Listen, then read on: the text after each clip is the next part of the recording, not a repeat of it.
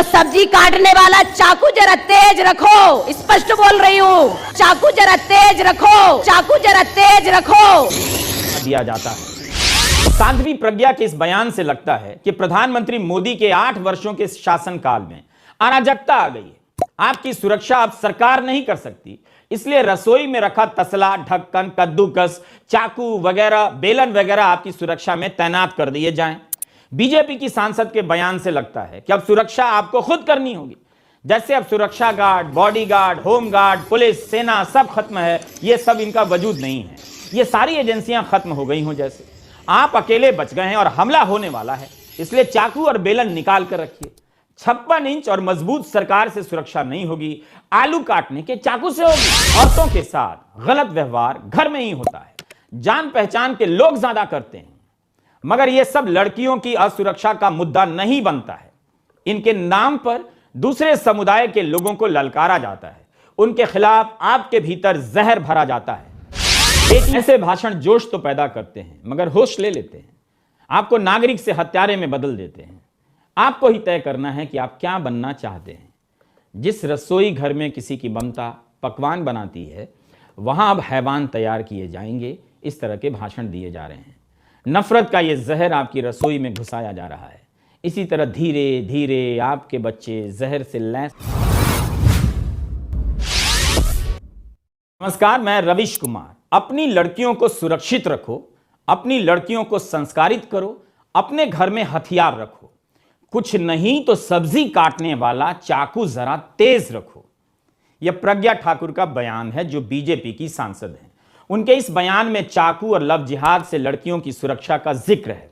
धर्म के नाम पर असुरक्षा पैदा कर अपनी राजनीति सुरक्षित करने की राजनीति को आप कब समझेंगे, यह आप जाने। मगर ऐसे बयानों से युवाओं में जो ललकारें पैदा की जा रही हैं, उन्हें बताया जाता है कि घर में रखी कौन कौन सी चीज हथियार के काम आ सकती है, और हथियार चलाने की मानसिकता उनके भीतर बिठाई जा रही है।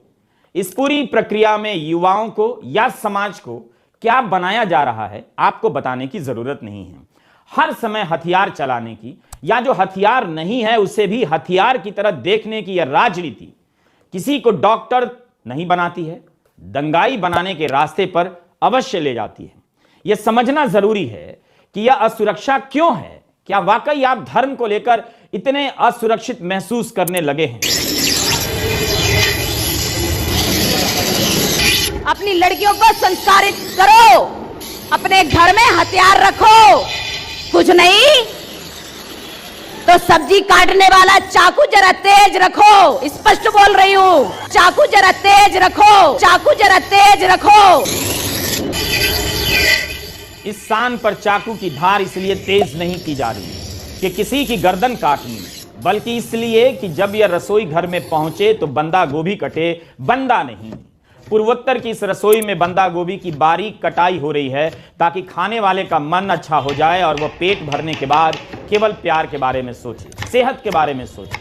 मगर एक सांसद चाहती हैं कि लोग इस चाकू को हथियार की तरह तेज कर लें, इसे सब्जी काटने के सामान की तरह नहीं, गर्दन काटने के हथियार की तरह देखें। और चाकू को हथियार की तरह देखते देखते हथियारों की तरह सोचने की प्रवृत्ति आ गई तो उसका क्या होगा?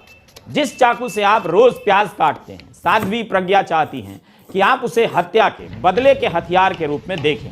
नफरत की राजनीति आपकी सोच बदलना चाहती है, इसलिए घर के सामान भी बदल रही है। आपने कभी चाकू को हथियार की तरह नहीं देखा होगा, क्या पता कुछ लोग देखने भी लग जाएं। चाकू की धार तो इतनी ही तेज होती है कि आलू, प्याज और टमाटर या टिंडे कटकर कढ़ाई में पहुंच जाएं, और जब थाली में पहुंचे तो पकी हुई सब्जी का सौंदर्य आपको आश्वस्त करे कि अब भूख का अंत होने वाला है, मन को शांति पहुंचने वाली। लेकिन साध्वी प्रज्ञा इस पूरी प्रक्रिया में बदले के नाम पर हत्या का इरादा जोड़ देना चाहती है, किसी ऐसे समुदाय से बदले की आग भर देना चाहती है कि बनाते वक्त और खाते वक्त आप यही सोचते रहे कि वे आ जाएंगे, बेटियों को ले जाएंगे तो रसोई में रखा सब्जी काटने का चाकू काम आएगा।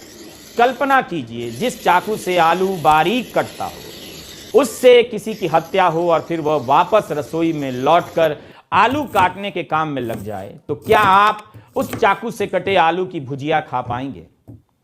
इस तरह के बयान हर उस चीज को देखने का तरीका बदल सकते हैं। उनके इस्तेमाल की कल्पना बदल रहे हैं, उनका सौंदर्य बोध बदल रहे हैं, जो हथियार की तरह होते हुए भी हथियार नहीं। पहले ऐसे बयानों से एक समुदाय के लोगों को धर्म के दुश्मन की तरह देखने की ट्रेनिंग दी गई। अब घर के सामान को हथियार के रूप में देखने की ट्रेनिंग दी जा रही है। इस तरह जब आप चाकू को हथियार और एक समुदाय को दुश्मन समझने लायक हो जाएंगे, तब क्या होगा, आप क्या बन जाएंगे, बताने की जरूरत नहीं है। इंसान को दंगाई और आतंकवादी इसी तरह बनाया जाता है। पहले जहर भरा जाता है, फिर हाथ में हथियार थमा दिया जाता है। साध्वी प्रज्ञा के इस बयान से लगता है कि प्रधानमंत्री मोदी के 8 वर्षों के शासनकाल में अराजकता आ गई है। आपकी सुरक्षा अब सरकार नहीं कर सकती, इसलिए रसोई में रखा तसला, ढक्कन, कद्दूकस, चाकू वगैरह, बेलन वगैरह आपकी सुरक्षा में तैनात कर दिए जाएं। बीजेपी की सांसद के बयान से लगता है कि अब सुरक्षा आपको खुद करनी होगी। जैसे अब सुरक्षा guard, bodyguard, home guard, police, सेना सब खत्म है, ये सब इनका वजूद नहीं है। ये सारी एजेंसियां खत्म हो गई हों जैसे।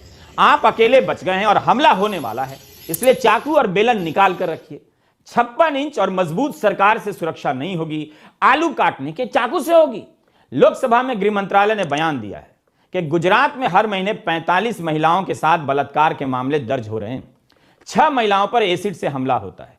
गुजरात में 2018 से 2021 के बीच 2156 महिलाओं के साथ बलात्कार के मामले दर्ज हुए हैं। दूसरे कई राज्यों में भी इसी तरह के हालात होंगे। औरतों के साथ गलत व्यवहार घर में ही होता है, जान पहचान के लोग ज्यादा करते हैं। मगर यह सब लड़कियों की असुरक्षा का मुद्दा नहीं बनता है। इनके नाम पर दूसरे समुदाय के लोगों को ललकारा जाता है, उनके खिलाफ आपके भीतर जहर भरा जाता है। बेटी बचाओ बेटी पढ़ाओ, यह इतना लिखा हुआ दिखता है आजकल कि देखकर भी आप नहीं देखते। क्यों लिखा है बेटी बचाओ, किससे बचाओ? दुनिया के किसी देश में आपने देखा है कि ट्रक के पीछे लिखा हुआ है, टेम्पो के पीछे लिखा हुआ है बेटी बचाओ बेटी पढ़ाओ?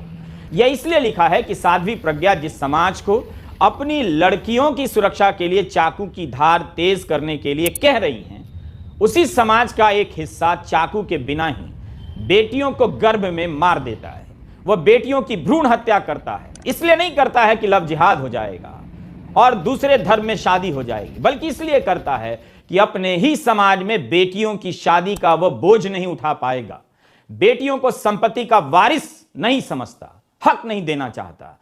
इसलिए हर दूसरे ट्रक और टेम्पो पर लिखा गया है कि बेटी बचाओ बेटी पढ़ाओ। तभी तो भ्रूण परीक्षण रोकने के लिए इस देश में कानून बनाया गया। हम अभी बलात्कार के आंकड़े नहीं दे रहे हैं हर राज्यों के, गुजरात का दिया है जरूर, लेकिन आप सोचिए कि जिन चीजों से बेटियों को असली खतरा है, उससे लड़ने का आह्वान ये सांसद नहीं करती हैं, बल्कि जिससे खतरा नहीं है उसे लेकर काल्पनिक सुरक्षा पैदा करती हैं और सब्जी काटने के चाकू की धार तेज करने के लिए कह रही हैं। एक समुदाय के संदर्भ में जब इस तरह का बयान दिया जाता है, तब उसे हेट स्पीच कहते हैं, नफरती भाषण। सुप्रीम कोर्ट के बार बार आग्रह और निर्देश के बाद भी इसका सिलसिला थम नहीं रहा। ऐसे भाषण जोश तो पैदा करते हैं, मगर होश ले लेते हैं। आपको नागरिक से हत्यारे में बदल देते हैं। आपको ही तय करना है कि आप क्या बनना चाहते हैं।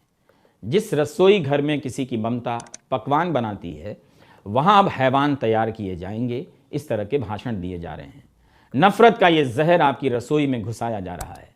इसी तरह धीरे धीरे आपके बच्चे जहर से ऐस होते जाएंगे। पहले आप चाकू की धार तेज करेंगे, एक दिन आप चाकू लेकर सोने लगेंगे और चाकू बन जाएंगे। समाज में लोग दंगाई ऐसे ही बनते हैं। बेहतर है आप सतर्क हो जाएं। मैं नहीं चाहता कि किसी का बच्चा रसोई से चाकू लेकर बाहर जाए या बाहर से चाकू लेकर घर के अंदर आए। आप भी नहीं चाहते होंगे। धन्यवाद। Thanks for watching. मैं हूं शरीफुल शेख। ये वीडियो में अगर आपको इन्फॉर्मेशन मिला तो वीडियो को लाइक कीजिए और ज़्यादा से ज़्यादा शेयर जरूर कीजिए। और इसी तरह की खबर जानने के लिए चैनल को सब्सक्राइब कीजिए, पेज को फॉलो कीजिए और देखते रहिए सच झारखंड टीवी।